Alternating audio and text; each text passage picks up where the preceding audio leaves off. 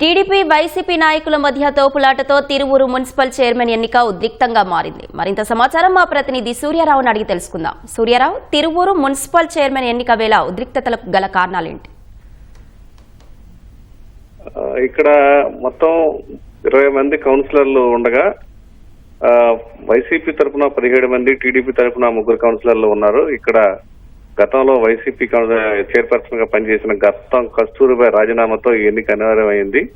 ఇవాళ ఎన్నిక నిర్వహణకు అధికారులు ఏర్పాట్లు చేయగా విస్తృతమైన పోలీసు బందోబస్తు ఏర్పాట్లు చేశారు. అయితే లోపలికి వెళ్లే విషయమే టీడీపీ వైసీపీ కౌన్సిలర్ల మధ్య వాగ్వాదం తోపులాట చేసుకుంది. 2 వర్గాల తరఫున ఇటుపక్క వైసీపీ నాయకులు, అటుపక్క టీడీపీ తరఫున కూడా నాయకులు కూడా బాహాబాగి దిగడంతో కొంతసేపు ఉద్రిక్త పరిస్థితి ఏర్పడింది. మొత్తం మీద అయితే ఇరు పక్షాలను పోలీసులు సర్ది చెప్పారు. మరికొద్ది సేపట్లో చైర్పర్సన్ ఎన్నికైతే జరగనుంది. ప్రస్తుతం ప్రాసెస్ జరుగుతుంది లోపల. అయితే ఈలోగా బయటున్న శ్రేణులు లోపలికి వెళ్లే విషయంలో జరిగిన గొడవ కాస్త ఉద్రిక్తంగా మారింది. ప్రస్తుతం అయితే పరిస్థితి అదుపులోనే ఉంది. ధన్యవాదాలు సూర్యారావు.